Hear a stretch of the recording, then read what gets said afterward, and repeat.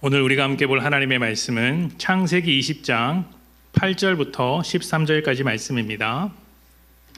우리 찾으셨다면 다 같이 봉독하도록 하겠습니다. 8절부터 13절 시작.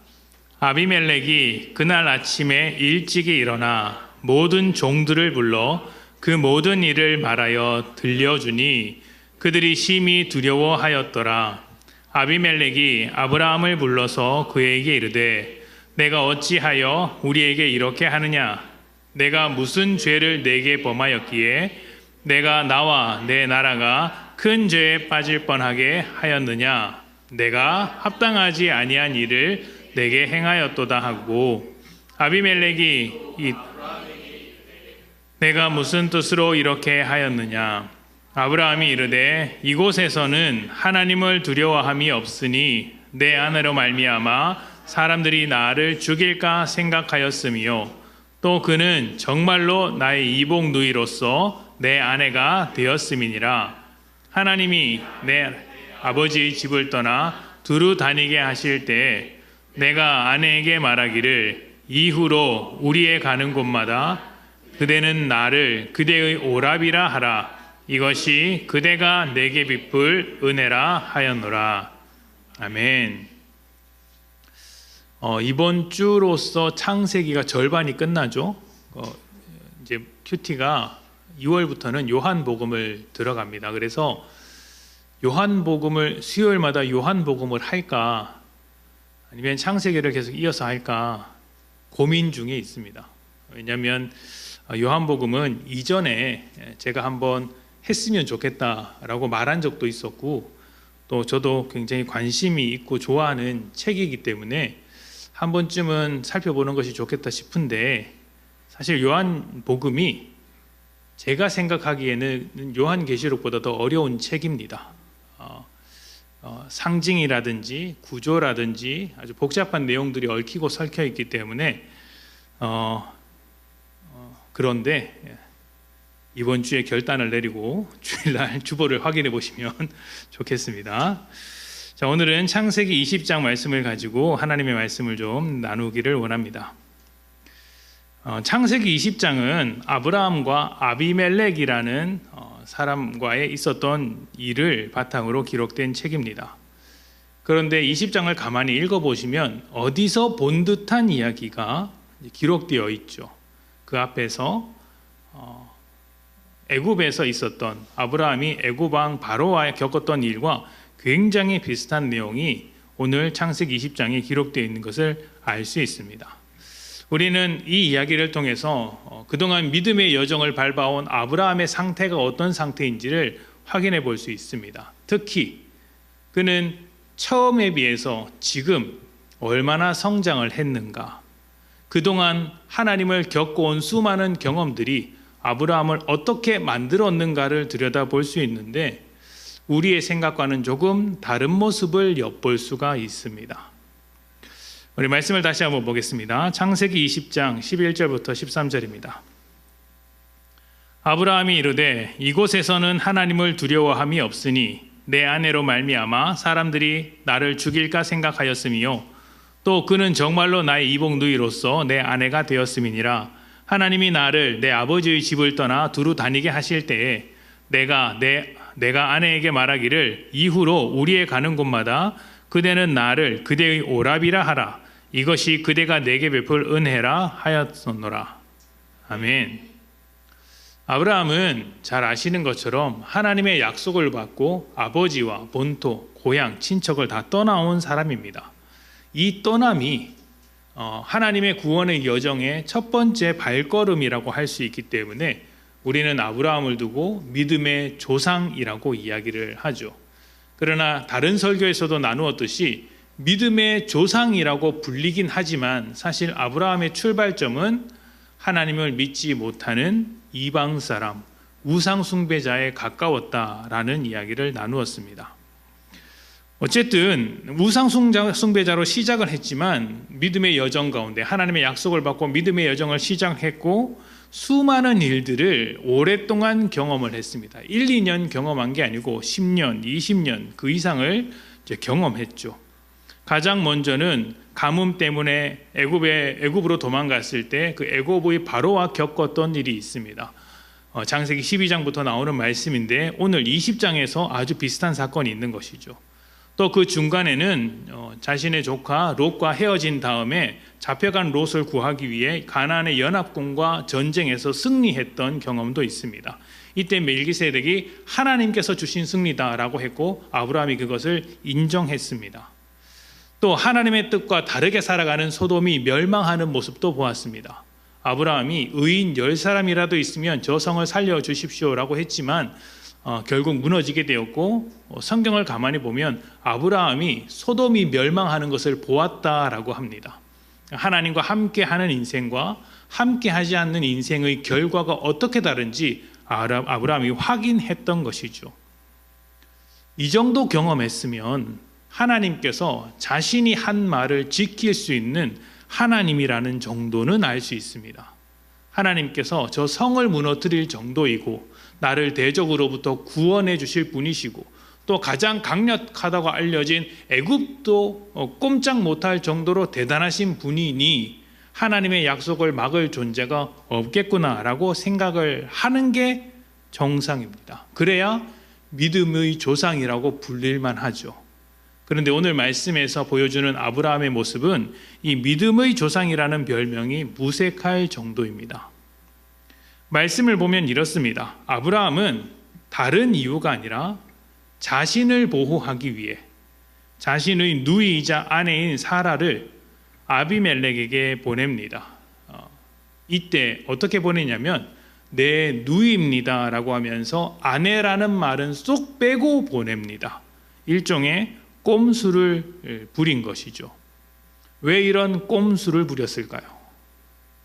아브라함은 사라를 통해 자손을 주신다는 하나님의 약속보다 자기 눈앞에 있는 문제, 현실적인 어려움을 더 심각하게 받아들였기 때문입니다.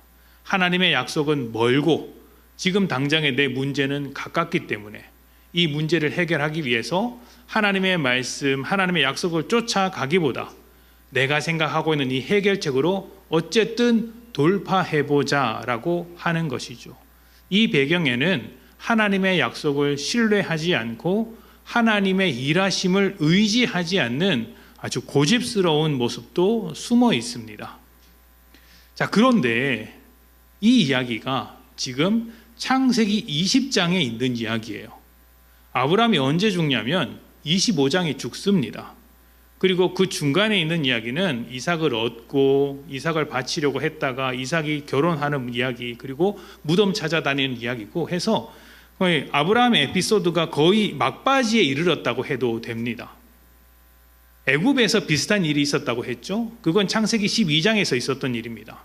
하나님을 처음 만났을 때 그때는 똑같이 누이라고 속이고 애굽 바로에게 줬는데 지금도 똑같이 그 일을 하고 있는 거예요. 아브라함의 인생 막바지에 와서도 초창기와 별로 차이가 없다는 것이죠. 처음 하나님을 만났을 때도 하나님의 약속을 신뢰하지 않고 그 꼼수를 발휘해서 약속을 무시하면서 해결책을 찾았다면 지금도 하나님의 약속은 뒷전이고 자신의 지혜와 꼼수를 가지고 계획을 가지고 나름대로의 현실을 이겨보려고 발버둥 치고 있었다는 것입니다.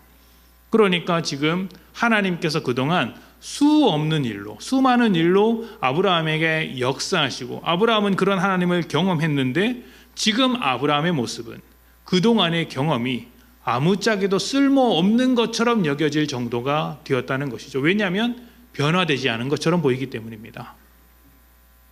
아브라함이 신경 쓰고 있는 것은 딱 한 가지입니다. 현실의 문제에 대한 해법, 지금보다 조금 더 잘 살기 위해서 내가 어떻게 해야 하는가, 여기에 달려있죠. 이러한 아브라함이 과연 하나님 앞에서 의롭게 살아간다, 믿음으로 살아가고 있다라고 말할 수 있을까요? 그렇게 말하기가 좀 어렵겠죠. 그런데 사실 아브라함의 이런 모습은 우리에게도 자주 찾아볼 수 있는 모습입니다.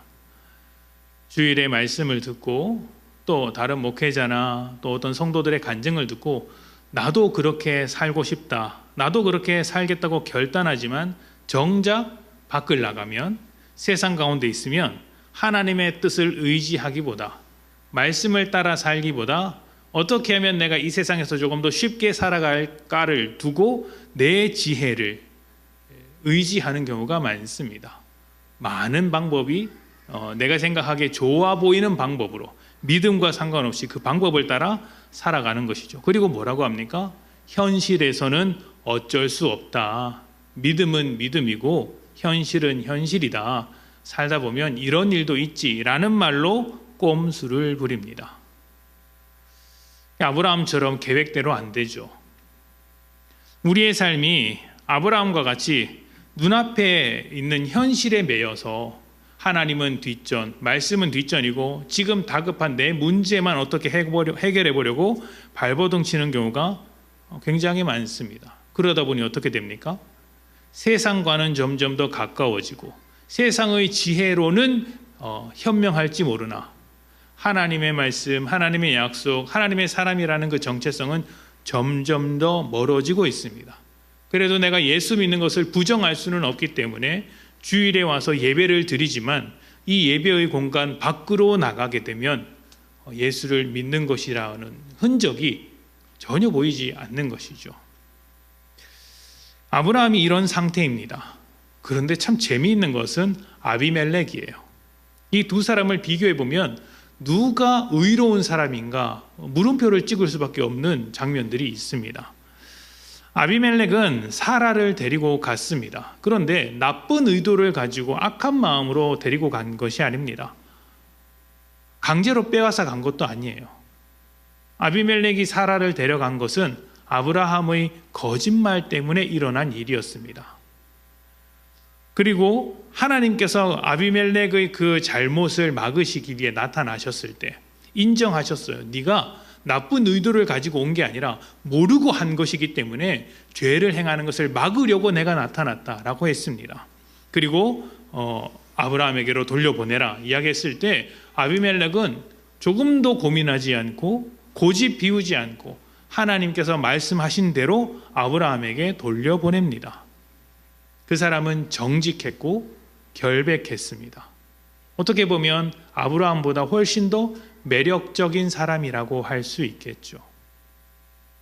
게다가 아비멜렉은 자기의 잘못이 아님에도 불구하고 이 본문의 마지막에 보면 사라가 수치를 당하지 않도록 하기 위해서 그 억울함을 보상하기 위해서 은 1000개를 아브라함에게 주었다라고 이야기를 했습니다. 아브라함에게 양과 다른 재산을 주고 나서 사라를 위해서 특별히 더 은 1000개를 주었다라고 이야기를 해요. 그러니까 이 아비멜렉의 성품 얼마나 괜찮은 사람인지가 드러나죠. 자기 잘못이 아닌데도 불구하고 그 한 여인의 수치, 부끄러움, 속상함을 달래주기 위해서 그 억울함을 보상해주기 위해서 그 막대한 재산을 넘겨주었다는 것입니다. 더 재밌는 것이 있습니다. 창세기 20장 11절입니다. 아브라함이 이렇게 변명을 한 거예요. 아브라함이 이르되 이곳에서는 하나님을 두려워함이 없으니 내 아내로 말미암아 사람들이 나를 죽일까 생각하였으며 하나님을 두려워함이 없으니 하나님께서 말씀하셔도 이 백성들은 안 들을 것이다. 내가 하나님의 사람이라고 해도 저 백성들은 안 들을 것이다. 그래서 내가 목숨이 위태로울 것 같아서 아내를 내어준 것이다. 이렇게 변명을 합니다. 8절을 봅시다. 아비멜렉이 그날 아침에 일찍이 일어나 꿈을 꾼 뒤에 이야기하는 거예요. 모든 종들을 불러 그 모든 일을 말하여 들려주니 그들이 심히 어떻게 하였더라? 두려워하였더라. 이들은 하나님을 두려워하는 사람들이었어요. 아브라함은 이들이 하나님을 두려워하지 않는다고 했는데 두려워하고 있었다는 것이죠. 한번 생각해 보십시오. 누가 정말 하나님을 두려워하고 있는 사람일까요? 아브라함과 아비멜렉 중 누가 하나님을 더 두려워하고 있는지를 곰곰이 생각해 보면 아비멜렉이 더 하나님을 두려워하는 것 같아 보입니다. 하나님은 그 오랜 기간 동안 아브라함은 그 오랜 기간 동안 하나님과 함께 했으면서도 하나님을 두려워하는 게 없습니다. 무슨 말이냐면 하나님을 두려워한다는 것, 하나님을 경외한다는 것은 하나님의 말씀을 철저하게 지킨다는 것과 같아요. 하나님이 두려운데 그 말씀을 어떻게 떠나 살 수 있겠습니까? 근데 아브라함은 그렇게 오랫동안 하나님을 경험하고 약속을 받았음에도 불구하고 자기의 생각이 우선인 삶을 살고 있고, 아비멜렉은 꿈에서 한번 하나님의 말씀을 듣자 그 말씀을 아주 철저하게 따랐다는 것이죠. 누가 하나님을 두려워했는가? 아비멜렉이죠. 누가 다 하나님 앞에서 의로운 사람이라고 평가를 받을 만한가? 아비멜렉이죠. 아브라함의 판단이 지금까지 하나도 맞지 않습니다. 어떻게 보면 아브라함을 통해 사람의 판단과 계산, 꼼수가 얼마나 쉽게 빗나가는지를 발견할 수 있겠죠. 그럼에도 불구하고 우리가 자꾸 내 생각을 의지하고 내 계산대로 살려고 하는 이유는 하나님을 신뢰하지 않기 때문입니다. 다시 한번 여쭤보겠습니다. 이 둘 중에 누가 더 의로운 사람 같습니까? 아비멜렉이죠. 아비멜렉입니다. 하지만 우리가 착각하면 안 됩니다. 그렇다고 아비멜렉이 완전한 의인이라고 볼 수는 없습니다. 자이든 타이든 속아서 했든 의도를 가지고 했든 아비멜렉의 행동은 하나님의 약속을 이루어가는데 걸림돌이 되었습니다. 만약 하나님께서 그를 막아주지 않으셨다면, 하나님께서 그를 멈춰 세우지 않았다면 그는 하나님의 약속을 이제 크게 방해하는 자가 되었겠죠. 하나님께서 은혜로서 그에게 말씀하셨기 때문에 그 죄악된 길에서 돌아올 수 있었다는 것입니다. 그 역시 은혜가 필요한 죄인이죠.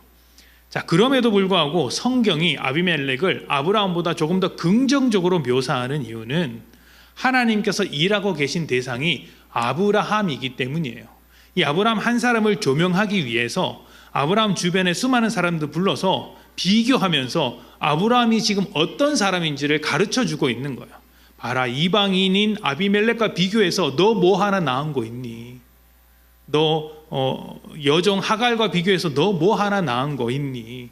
너희 아버지 데라와 비교해서 너 뭐 하나 나은 거 있니? 라고 지금 말씀하고 계시는 거예요. 이 둘을 나란히 세워놓고 비교하면서 아브라함의 상태가 어떠한 것인지 끄집어내고 계신 것이죠. 아브라함은 믿음의 길을 시작했지만 여전히 자신 안에 갇혀 있는 사람입니다. 하나님의 약속을 신뢰하지 않고 계산기만 두드리고 있었던 사람이라는 것이죠. 이런 사람이 과연 하나님의 약속의 사람이라고 할 수 있는가? 믿음의 사람이라고 할 수 있는가? 라고 할 때 우리는 물음표를 찍을 수밖에 없습니다. 자, 그렇다면 여러분, 아브라함은 언제 바뀌게 될까요? 지금 20장이잖아요. 언제 바뀌게 될까요? 좀 있으면 아브라함이 죽습니다. 아브라함의 남은 이야기가 얼마 남지 않았어요. 언제 딱 바뀌었다고 할 수 있을까요? 맞추시는 분에게 제가 주일학교에서 쓰는 달란트 200원. 그렇게 맞추면 20, 21, 22, 23, 24, 25 중에 아무거나 찍으면 되니까 왜 그렇게 생각하는지 까지 맞춰야지 됩니다.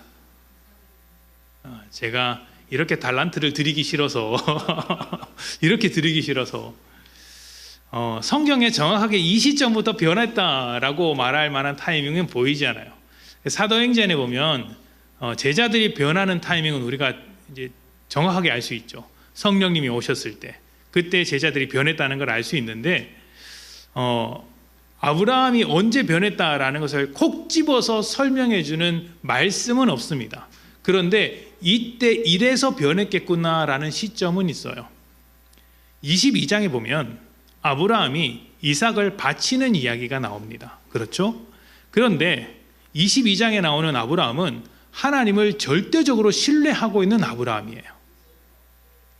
20장에서 아브라함은 하나님의 약속을 신뢰하지 못하고 있는데 22장에서 아브라함은 너무나도 신뢰하고 있는 모습인 거죠. 그렇다면 어떻게 이렇게 급반전이 일어났는가? 이유는 딱 한 가지밖에 없습니다. 21장이죠. 21장에는 하나님께서 약속하신 대로 이삭이 태어나는 이야기가 있습니다. 드디어 그동안 아브라함이 그렇게 의심하고 믿을 수 없었던 하나님의 말씀이고 약속이긴 하지만 그렇게 중요하게 담아두지 않았던 그 이야기, 그 결과가 자기 눈앞에 찾아온 것입니다. 이제 아브라함이 발견하는 거예요. 하나님은 정말 자신의 약속을 이루시는 분이구나. 하나님은 신실하신 분이시구나. 시건치 아니하시는 분이시구나. 그동안 내가 잘해서 이 약속을 이루어진 게 아니라 내가 신뢰하지 않았음에도 불구하고 하나님은 반드시 그 일을 이루어내시는 분이시구나.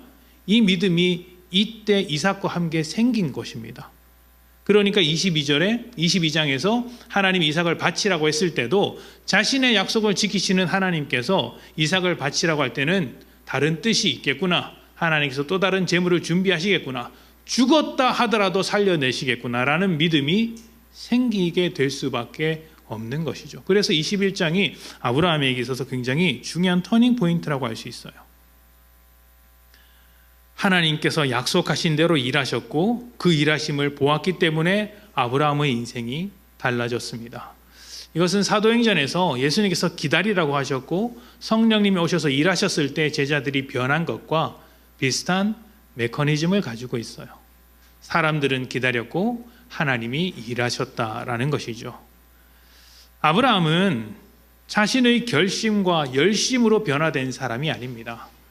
열심히 해서 능력 있어서 대단해서 하나님의 약속으로 살아갔던 사람이 아니라 하나님의 일하심 속에서 서서히 변화되어 갔던 사람이에요. 그리고 그 변화되는 과정이 처음부터 조금씩 점진적으로 잘 변화되었던 것이 아니라 미루고 도망치고 하나님의 뜻을 거절하다가 하나님의 약속을 부정할 수 없는 그런 결과를 받아들고서야 포기했던 사람, 하나님의 뜻대로 끌려갈 수밖에 없었던 사람이라는 것이죠. 보통 우리는 하나님께서 괜찮은 사람, 준비된 사람, 믿음이 좋은 사람을 통해서 일하실 것이라고 생각을 합니다. 그러나 그렇지 않습니다.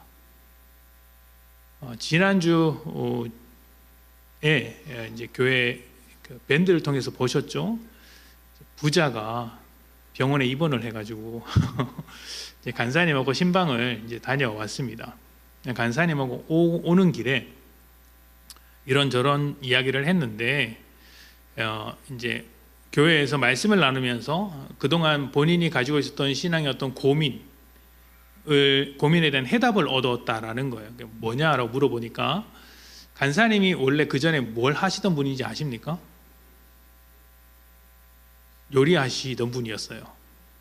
그러니까 그 어디에서 하냐면 파인다이닝 그 매장에서 그 굉장히 열심히 요리를 하셨던 분입니다. 경력이 짧아서 흑백 요리사 같은데 출전은 못하지만 그래도 본인 또래에서는 꽤 잘하는 인정받는 사람이었다고 합니다.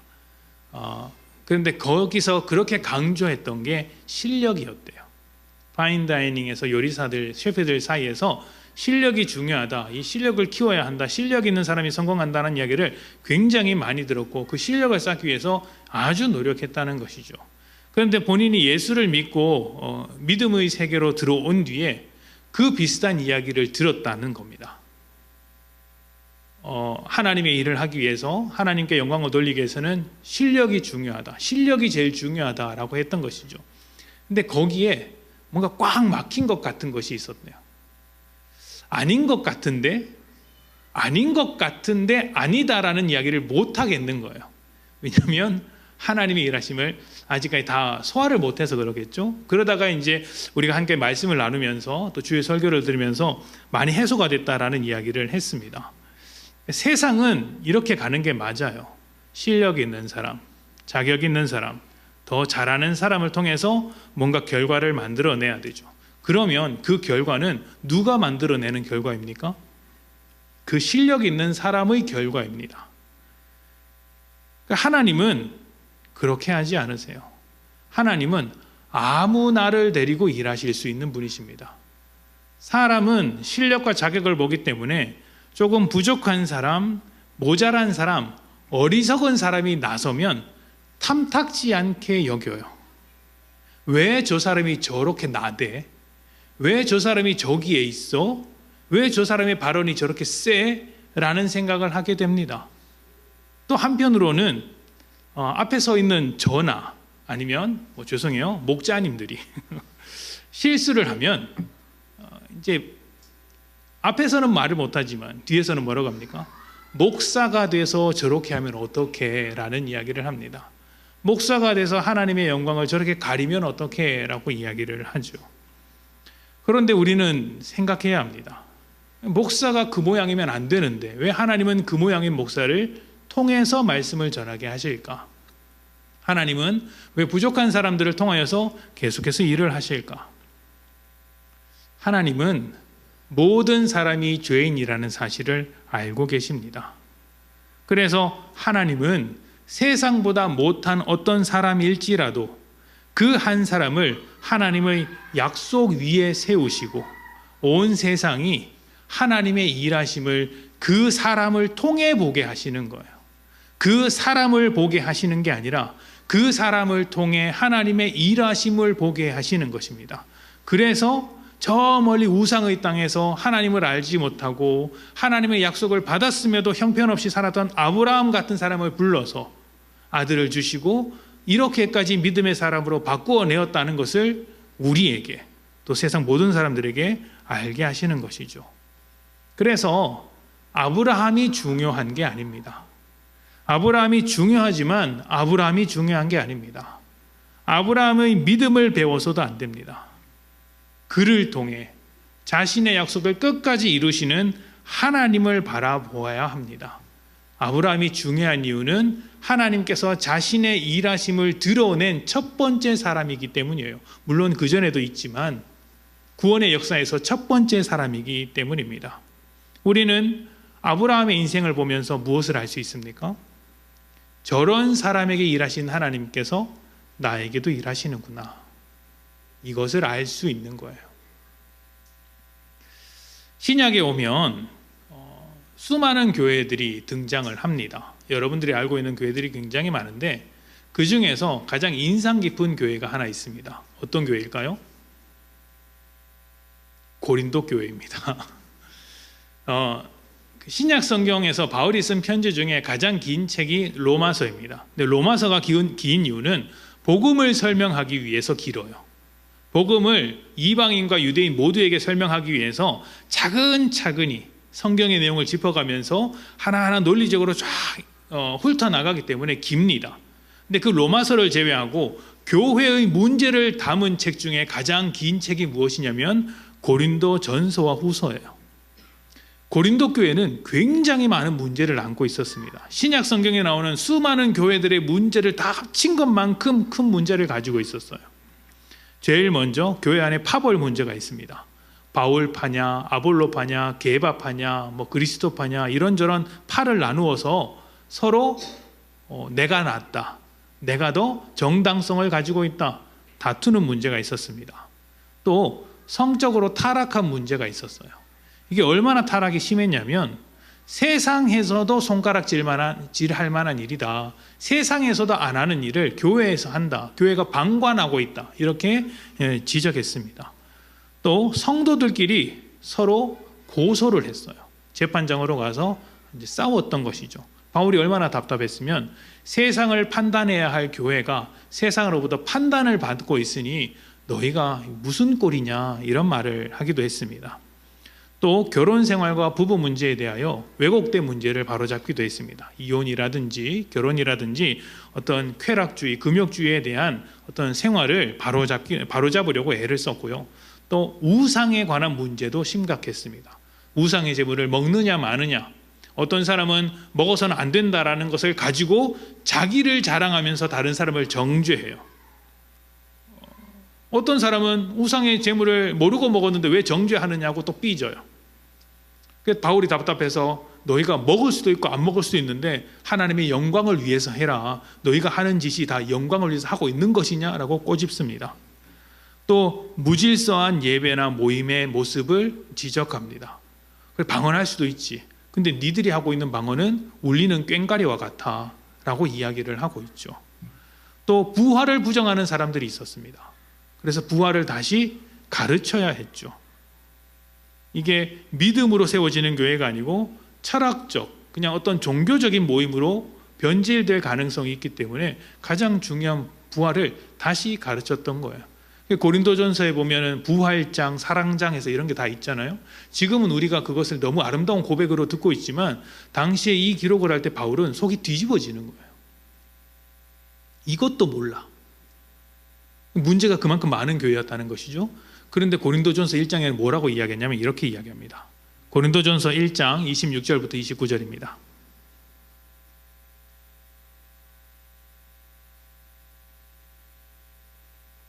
고린도전서 1장 26절부터 29절.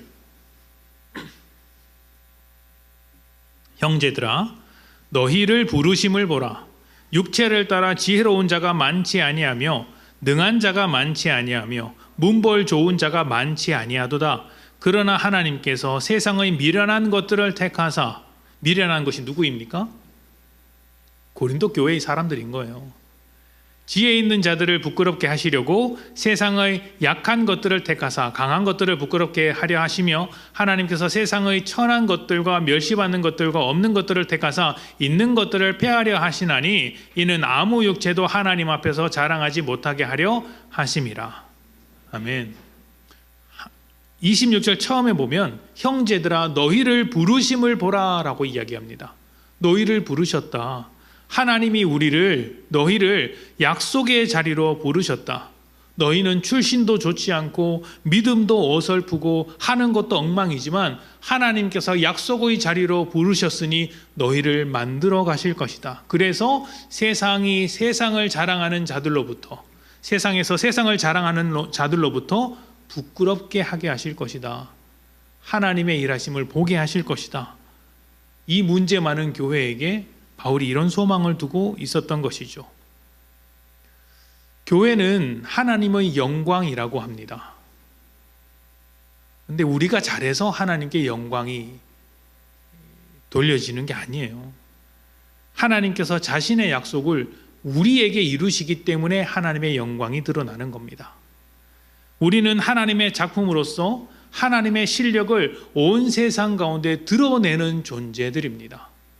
작품은 작가의 실력으로부터 나오는 것이죠. 아브라함도 그랬고 고린도 교회 성도들도 그랬고 이 글을 쓰고 있는 바울도 그랬습니다. 괴수 중에 괴수였던 바울을 불러다가 하나님의 선하신 전도자로 세우지 않았습니까? 그리고 이들과 같이 우리도 하나님의 일하심 속에서 하나님의 영광이 드러나는 존재로 만들어지고 있다는 것이죠. 사람은 자신을 어떻게 생각하느냐에 따라서 다른 인생을 살아간다고 합니다. 자존감이라고 부르죠. 그 자존감이 낮은 사람은 아무리 좋은 말을 들어도 삐딱하게 생각을 하고, 자존감이 높은 사람은 조금 삐딱한 이야기를 들어도 넉넉하게 소화해낼 수 있다고 합니다. 세상을 바라보는 관점이 다르다고 하죠. 그렇다면 우리는 하나님의 영광이 묻어나는 자로서 스스로를 어떻게 바라보아야 할까요? 내가 얼마나 잘하고 있는가? 어떻게 해야 더 잘 나갈 수 있겠는가? 이렇게 바라보는 것이 아니라 하나님께 쓰임 받을 만한 사람인가? 라고 바라보는 것이 아니라 우리가 먼저 생각해야 하는 것은 하나님께서 나를 붙잡고 있다. 붙잡고 있을까가 아니라 하나님께서 나를 붙잡고 있다. 나는 그것을 믿고 있는가? 하나님께서 나를 붙잡고 계시며 그 약속을 신실하게 지켜가시고 아브라함처럼 바울처럼 고린도 교회 성도들처럼 그렇게 나를 완성시켜 가실 텐데 그 사실을 나는 믿고 있는가? 의지하고 있는가? 이렇게 스스로를 들여다보아야 합니다. 아브라함처럼 현실 가운데 조금 어려운 문제를 만날 때가 있겠죠. 답이 안 보이는 상황이 있을 수 있겠죠. 그러면 우리는 답을 찾으려고 어떻게 합니까? 답답해합니다. 라임이 좋죠? 답답한 인생을 살아가요. 그 답을 찾았더니 막상 해보니 어떻습니까? 계획대로 안 되고 그런 것 아닙니까? 우리가 해야 될 일은 계획을 세우고 방법을 찾고 불안에 떨면서 이렇게 하자 저렇게 하자가 아니라 자신의 손 위에 올려놓고 약속 위에 세워서 우리를 인도하고 계신 하나님을 믿는 것입니다. 우리의 인생이 여기서 끝나지 않는다. 망하지 않는다. 하나님께서 반드시 나를 완성시켜 가실 것이다. 이 믿음을 가지고 말씀 안에서 살아가는 것이죠. 또 한 가지, 나만 그렇겠습니까? 나만 그렇겠냐고요? 아닙니다. 다 그렇습니다. 다 그러신 거예요. 그래서 누군가의 부족함을 보게 되었을 때 그 부족함과 어리석음이 하나님의 약속 위에 놓였을 때 어떻게 달라질 것인가를 기대할 수 있어야 합니다. 아, 저 사람 말하는 거 꼴보기 싫은데? 저 사람의 행동이 나랑 좀 안 맞는데? 성격이 좀 안 맞는데? 그런데 그 사람과 나의 관계, 그 사람의 그 부족함, 또 그 사람을 받아내지 못하는 나의 부족함이 하나님의 약속과 말씀 위에 올려졌을 때 어떻게 완성되어 갈 것인가에 대한 기대감을 가져야 돼요. 왜냐하면 하나님께서는 자신의 일을 반드시 이루시는 분이시고 우리에게 일하기 시작하셨기 때문입니다. 전혀 상상하지 못하게 될지라도 우리의 부족함과 어리석음이 하나님의 확실한 재료가 될 수 있는 것이죠. 아비멜렉도 죄인이었고 아브라함도 죄인이었습니다. 우리도 마찬가지죠. 다 부족합니다. 그러나 이 부족함이 믿음에서 물러서야 할 이유가 되지는 않습니다. 왜냐하면 우리를 믿음의 자리로 불러서 인도하시는 분이 하나님이시기 때문이죠. 하나님께서 우리를 약속 위에 올려놓고 일하기 시작하셨습니다. 여러분은 그 사실을 믿으십니까? 그렇다면 여러분의 인생이 조금 부족해 보일지라도 낭망하지 마시고 하나님의 일하심을 기대하며 한 걸음 더 나아갑시다. 하나님께서 여러분을 통해 반드시 열매를 맺으실 것입니다. 함께 기도합시다.